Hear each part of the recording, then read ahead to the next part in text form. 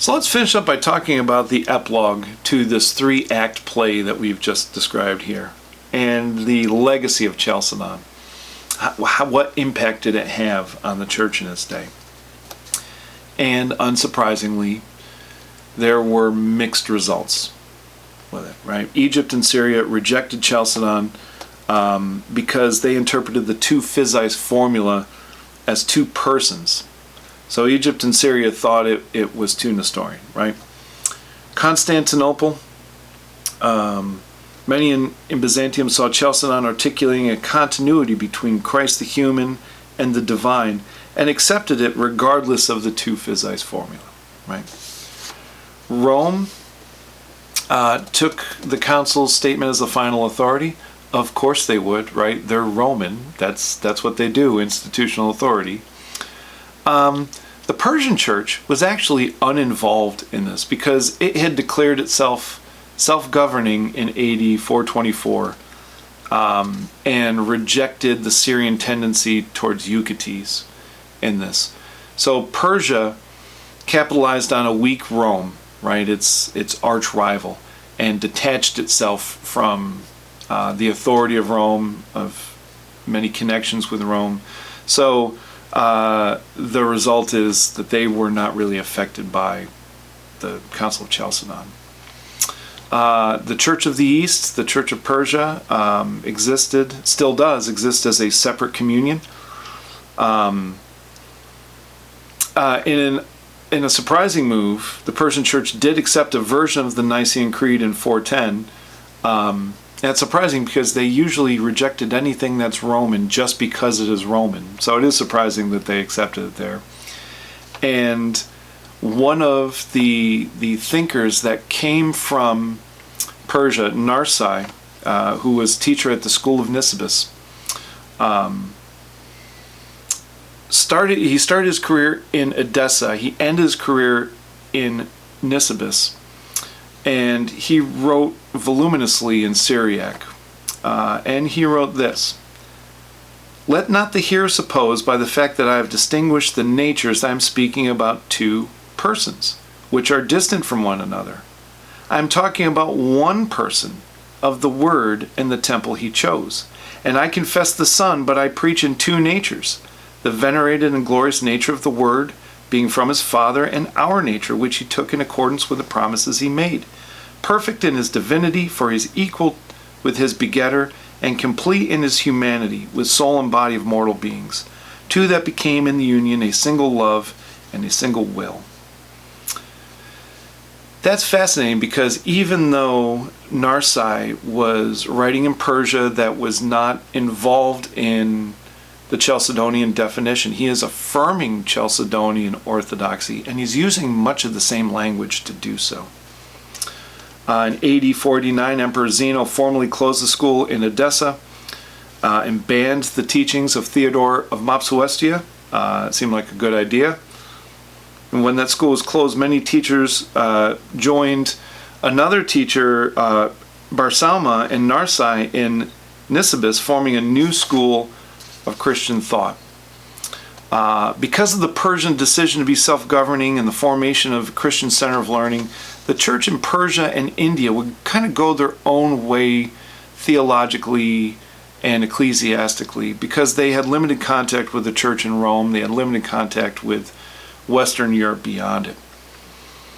And this school in Nisibis would not only come to the same conclusions about the Trinity and the nature of Christ that the Roman Church did, it was also a center for biblical learning, and it translated the Bible into Syriac, known as the Peshitta. But that Syriac version would only have 22 of the New Testament books. So the school at Nisibis in Persia had a missionary focus, and it had outposts in India. So the Indian church started to follow the church of the East, not the church in Rome. And ancient travelers wrote about the church on the southwest coast of Malabar and Sri Lanka.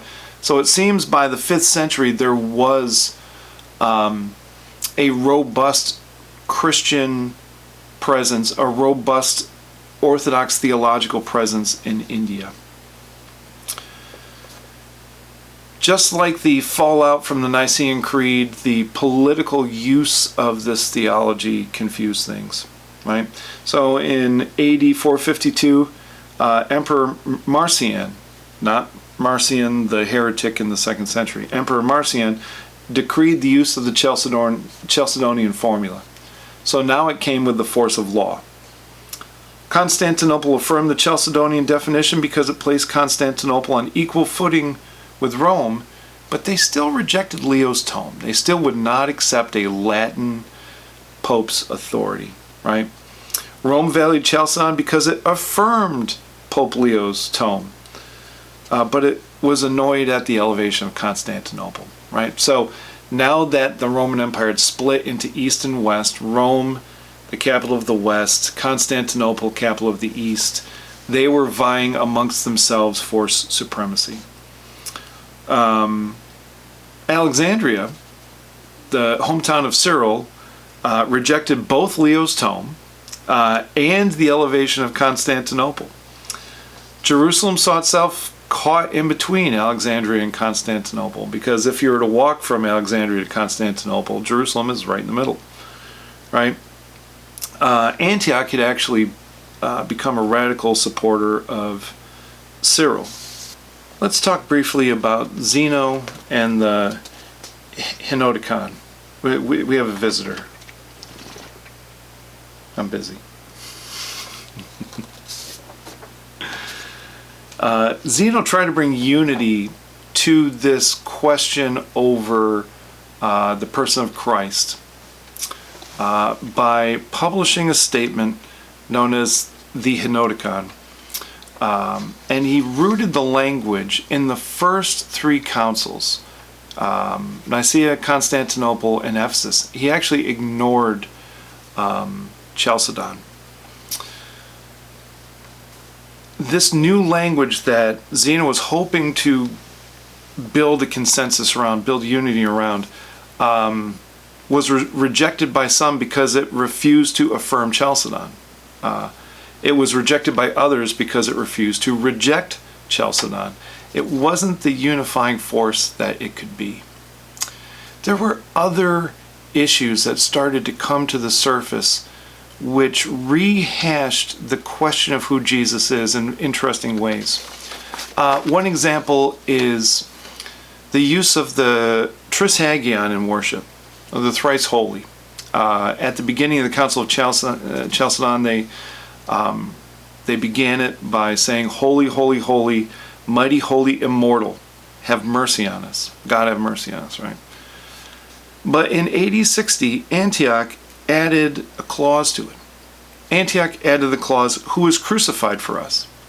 So they would begin services by proclaiming, "Holy, holy, holy, mighty, holy, immortal, who was crucified for us, have mercy on us." And this brought up the question of the person of Christ again. Who was it that died for us? Was it the human Jesus? Was it the divine Jesus? Can the divine even die? If the divine did die, isn't that an embarrassment? Those sorts of questions. So we can see that this, while the Council of Chalcedon did standardize some language, it was not universally accepted for a variety of reasons. Some understandable, some not understandable. But this wrestling with who Jesus is continued. And it continued through the Byzantine emperor, Justinian, Theodora, and the 3 chapters. So Theodora, the wife of the Byzantine emperor Justinian, was a supporter of the one physis formula, and she actively worked to oppose Chalcedon. So we have politicians, not the same sort that we have today, but of a similar stock, muddying the waters of the theology. So Theodora also had a very missionary thrust, and she sent missionaries to Nubia in Africa, just south of Egypt. But she sent anti-Chalcedonian monks, right? But this wandering into the imperial lane, so to speak, motivated her husband Justinian to seek peace between the two camps. He cannot have a rift in the empire and the rift in his own household, right? So Justinian did what a politician does. He tried to split the baby, so to speak. So he promoted the idea that God the Son suffered on the cross, but not his divinity. Chalcedon did not divide Christ into two distinct persons. So I don't know how helpful it is to think about one person of Christ, or doing something on the cross and not the other. But despite Theodora, Justinian finally concluded that he had to rally the empire around Chalcedon. So he was willing to put up with a rift in his own household if it meant peace in his empire. So Justinian issued a clarification of Chalcedon known as the Theopatite, claiming that one person suffered in the flesh. And then he issued 3 chapters condemning the thought of Theodore of Mopsuestia, right? This idea that Jesus was a man in whom God dwelled.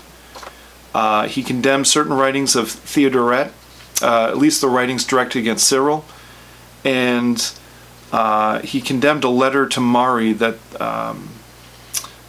Persian that was written by Ibas of Edessa.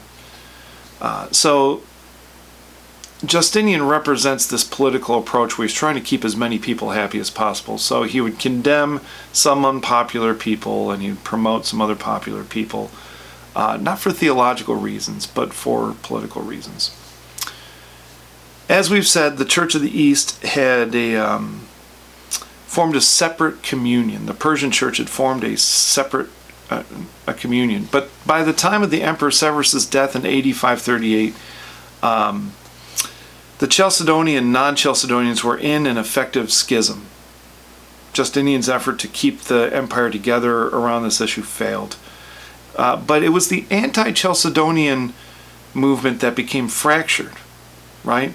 Due to Justinian's endorsement of Chalcedon, anti-Chalcedonians flocked to Alexandria in Egypt. And like we saw with the Donatist controversy, parallel hierarchies emerged where one city might have both a Chalcedonian and a non-Chalcedonian bishop. In Egypt, the Cyrilians became known as the Jacobites after Jacob Baradius, and the Chalcedonians became known as the Melkites, which means the Imperials. Right? So the church in Persia was still fairly united in itself, but not united with the Roman church, and the Roman church was starting to fracture. In Syria, the Chalcedonian churches are known as the Antiochian Orthodox Church under the Greek Patriarch of Antioch. And the Greek Patriarch of Antioch moved to Damascus after the Islamic invasion. Now, Syria also had non-Chalcedonian churches, which were known as Syriac Orthodox Church, and fall under the Syrian Patriarch of Antioch. In Egypt, the non-Chalcedonian churches, the Jacobite churches, are known as the Coptic. The Chalcedonian church is known as the Melkite church. Both are based in Alexandria. In Axum, Ethiopia, the Cyrillian non-Chalcedonian church in Axum was closely tied to Alexandria and the 9 saints, and is known as the Ethiopian Orthodox Tewahedo. In Georgia, not our American state, Georgia in Europe, it was evangelized by Roman Cappadocia and therefore is Chalcedonian, and is known as the Georgian Orthodox Autocephalous Church. Armenia was evangelized by Edessa, so therefore it's non-Chalcedonian Cyrillian. It's known as our Armenian Apostolic Church. The Coptic, Ethiopian, Syrian, and Armenian churches, non-Chalcedonian, became known as the Oriental Orthodox communities. And they were joined in India by the Malankara Orthodox Syrian Church, and in Axum, the Eritrean Orthodox Tewahedo Church. I do not expect you to know all of this stuff. Notice I have to read this off my notes. I'm getting a little tired of reading off my notes, so let me bottom line it for you. This question over the person of Christ got fairly confusing, and it fractured the Roman Church. Not necessarily if you look at it from a 30,000 foot view, but when you zoom into what is happening in individual churches on the ground, you had Chalcedonian churches that accepted the Chalcedonian definition either because A, it taught the right theology, that's the good reason to accept it, or B, because it used the two physis formula, and they, like Nestorius, who also used the two physis formula, that's the wrong reason to endorse it.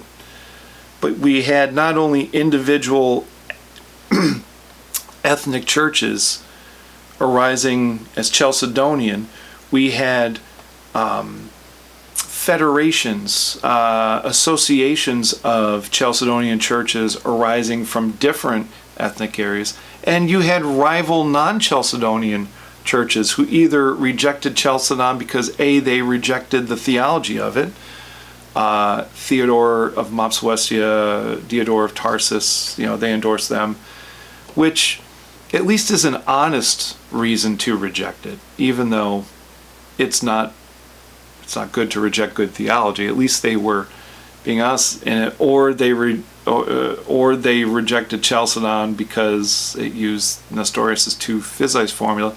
That's not the honest reason to reject it. This issue would pretty much be settled in the West, in the Latin-speaking territories, because it didn't have the confusion of Greek language.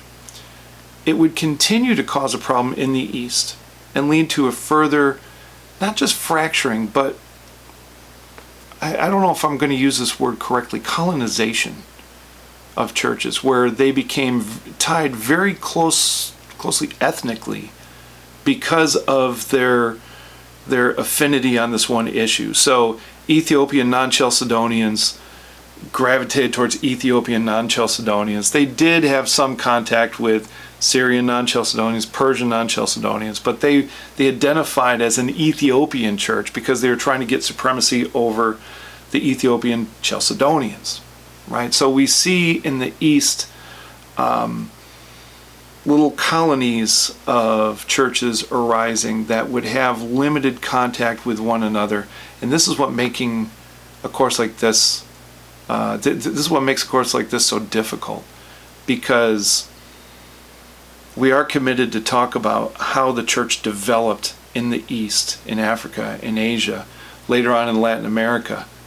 It's a good thing for us to do that. But it's so hard to tell that story because it's so fractured. Telling the story of the West is not only convenient because it reflects a lot of Americans' heritage, but because it is a more unified story. No one would ever claim that the story of the church in the West is a easy or unified story, but it is an easier story. So I appreciate your patience, and I hope whatever confusion you have after the end of this lecture is not due to a problem with how I presented it. I pray the only confusion that is left is the result of me accurately describing a confusing time. Thank you.